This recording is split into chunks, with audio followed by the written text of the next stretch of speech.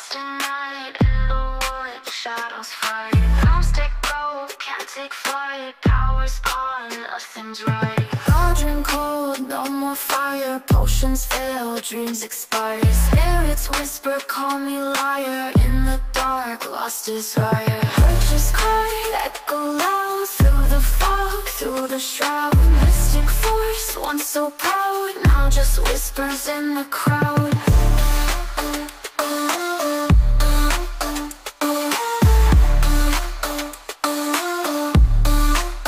Babalan TV.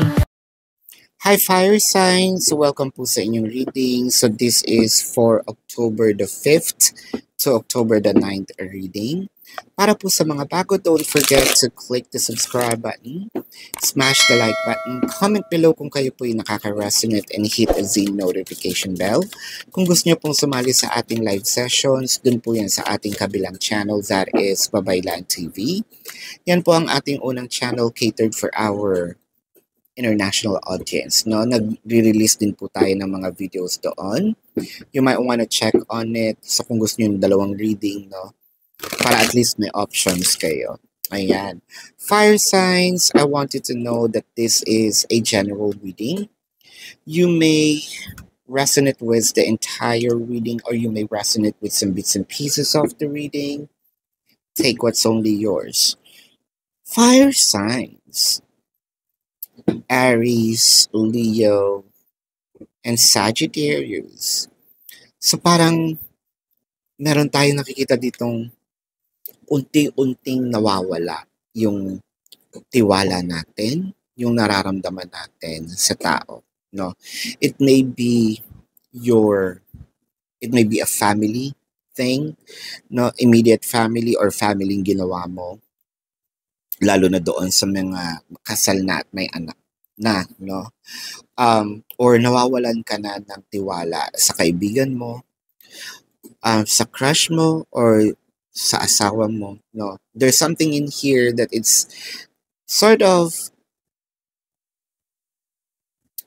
nag-iba no? Nag-iba yung timpla, nag-iba yung mundo. Kasi parang all throughout, parang kinulong ka sa isang pantasya, parang kinulong ka sa isang sitwasyon na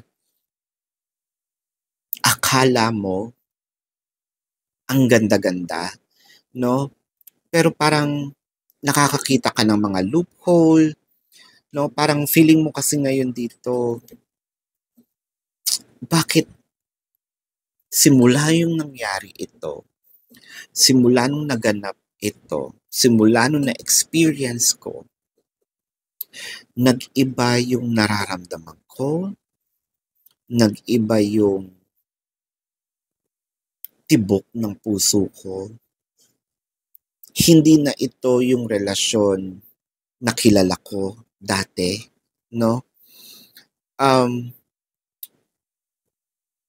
It felt like you feel na medyo natatalo tayo sa laban, na napapabayaan tayo. You feel na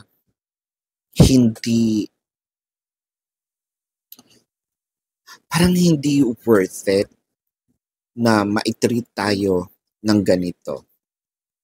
May mga bagay kasi na siguro binigay natin ang lahat, 100%, no?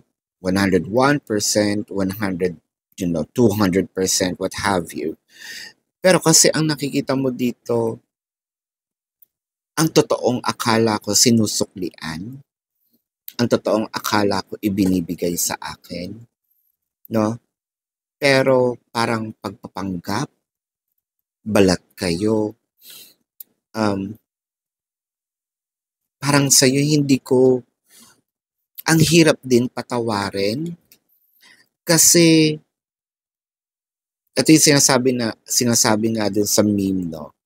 My childhood is a lie, or what ang akala ko totoo to pero panaginip lang pala, no? And I think that isa ito sa hindi mo inaakalang pwede mo ma-experience. baka hindi mo rin din inaasahan, no? Kasi iba ang pagkakakilala niya sa iyo. Ah, wow, Lavender Fields, no? Parang, ano bang pangalan nun? Si Tyrone. Siya naging si Arthur, no? Sino ba yung nag-recommend sa akin, no? Sino ka man, no? Sa TikTok, nagsabi siya, ah, about Lavender Fields. May quote siyang nilagay dun sa isa sa mga video ko. So, na-impluwensyahan niya ako doon. Actually, kapag si Jody Santa Maria kasi ang gumawa, talagang nagugustuhan ko lalo na nagkaroon siya ng Law of Revenge, 'di ba? Doon naging fan niya ako, no? Ang galing-galing niyang gumanap sa Law of Revenge. Kaya ayan sinusubaybayan ko. Tapos yan yung nagkaroon ng Lavender Fields. Sabi ko, why not? 'Di ba? Si Jody naman yan. Kapag si Jody gumawa Tapos nandun din yung kanyang nanay, which is Maricel Soriano. Alam naman natin magaling artista. Anyway, going back to the reading. So para kasing yun nga, baka iba yung pagkakakilala, no? Niya. Baka, hoy, 'di ba ang sabi nga nila, si Lucifer was once an angel and still an angel, 'di ba? Pero iba nga lang din ang nag-iba siya ng kanyang anyo, no? Nga ba? So ibang tanong 'yan. That's actually about spirituality. But let's go to the romance, no? To the romantic reading. So, yeah, I'm seeing here a lot of siguro hindi ka na rin nagsasalita, hindi ka na rin lumalabas, hindi ka na rin nagpapakita. Nakakita ka, 'di ba, parang trapped. Tapos Eight of Swords. Wow. Hapyawan ko lang to ha. This is general naman, no? So, baka meron talagang taong kailangang marinig ito. At alam kong nandito siya, no? Baka meron namang hindi mo inaakala na ang bait-bait ng tingin mo, hindi mo alam na makakagawa siya ng krimen, no? It felt like baka may ayaw din kasi ang daming avenues or mga eskinita na nakikita ko na pwede kong daanan Umpisahan natin dito sa ayaw ni family dahil may criminal record. Ayaw ni family dahil may reputation, no? Or baka naman kasi dito sa kabilang eskinita, no, ng past ng nakikita ko is hindi mo inaasahan na parang mukha siyang tumpa, no? Yung pala puta, no? Yan. So parang ang nangyayari natin dito is hindi ko inakala may sungay ka pala, no? Whether it is ikaw mismo gustong gawin sa kanya, no? Or ibang tao. There's something here about the justice system, no? Doon naman sa iba, hinapyawan ko lang yun ha. Doon naman sa iba, baka naman kasi din, feeling mo, kailangan nyo na magtago, no? Not because they're hunting you. Probably, yes, dahil nangungulit, no? Or nagtatago na kayo dahil baka ayaw nyo na, ayaw nyo munang makita sa sobrang bigat ng ginawa niya sa'yo, no? Ibang-iba, parang umikot yung mundo bigla-bigla, no? From left to right. Yung alam mong left to right pala, yung right left pala, no? I think with the Hierophant in here, may paghingi ng tawad. Kasi iba kasi kapag humingi ng tawad, iba yung oo, pinapatawad kita. Pero hindi ka na pwedeng lumapit sa akin, no? Meron na tayong wall, hanggang dyan ka lang. Kasi ang nakikita ko dito, parang ang grave, no, ng offense na ginawa nito sa'yo.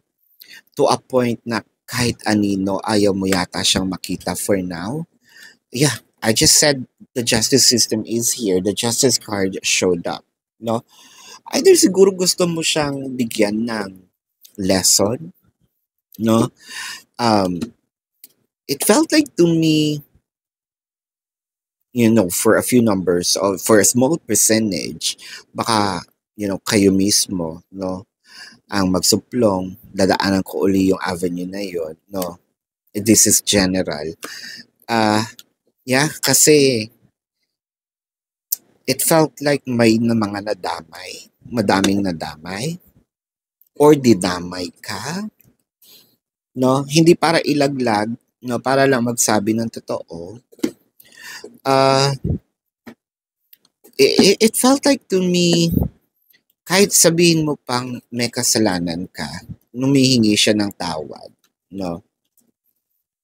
Ang nakikita ko kasi dito, parang sinasabi mo dito, I'm better off far from you. I'm better off alone. I am better off without you, no? Oh, wow. Para kasi sinasabi mo dito, ayoko na. May pagka hindi, no? Hindi, ayoko na. Huwag ka nang lumapit, no? Wala ka nang aasahan. Ayan. With the Queen of Cups and the Ace of bakit meron ditong parang pangangaliwa, pag-cheat, no? Bakit ba? Porket dun sa mga people who's trying to conceive, whether merong problema sa reproductive system or wala, parang feeling ko isa yun sa naging conflict, no? Dahil ba hindi tayo magkaanak? It's not a valid reason for you, no, na gumamit ng iba, 'di ba? Sana sinabi mo sa akin na gusto mo sana magkaanak, 'di ba? Para at least magawa ng paraan, hindi yung ikaw ang gumagawa ng mga bagay-bagay dahil nang walang consent ko, 'di ba? Dahil this is a relationship, and relationship should be a two-way street, no?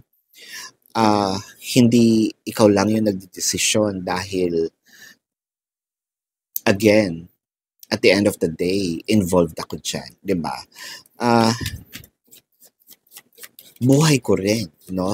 Ang nakataya. Buhay ko rin ang nakasalalay. Ayan. So with the Two of Swords and the King of Cups, so parang hindi na gumagana yung charm ni person sa'yo. Ang nakikita ko dito, kahit anong lapit niya pa, kahit anong sabihin niya, parang for you, ayoko nang makinig, ayoko nang pakinggan, hindi ko na gustong marinig pa, baka mamaya kasinungalingan na naman yan. Tapos na rin ako, no, sa era ng masyadong pakikinig, sa era ng panghuhula kung nasaan ba ako sa puso mo, sa era na ako lang ang kikilos sa relasyon na ito, sa era na ako ang nagtatrabaho maybe literal or nagtatrabaho dahil para sa relasyon, no? Para makuha ko, which is dapat binibigay mo ng kusa ang pagmamahal, parang ako pa yung nanghihingi, no? Or para makarinig man lang sa'yo ng care or I love you, no?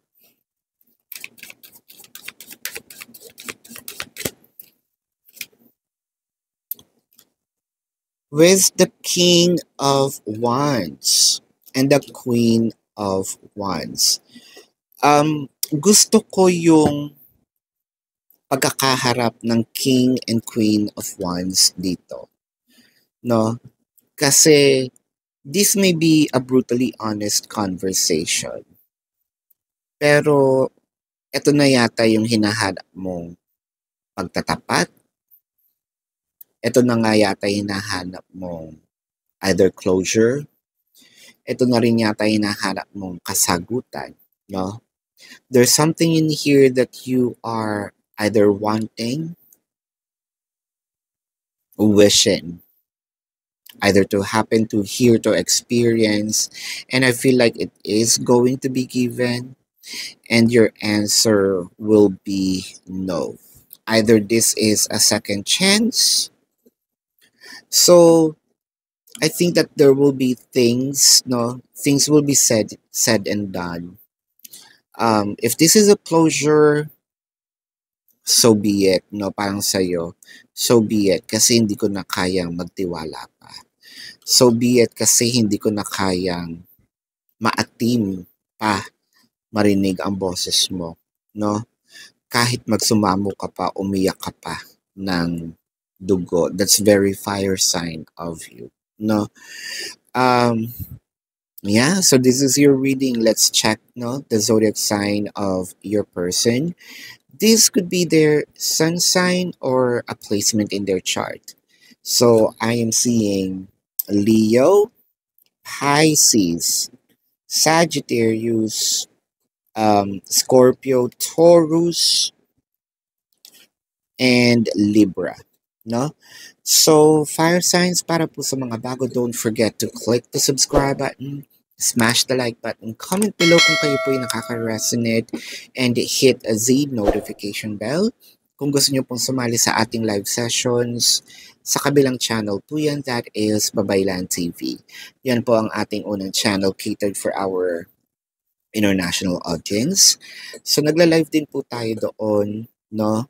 Nagre-release po tayo ng mga videos doon. You might wanna check on it. Pwede naman po kayo magtanong, no, dito sa ating comment section as long as the question is answerable by yes or no. Pero fire signs, kilala niyo po ang inyong sarili, no?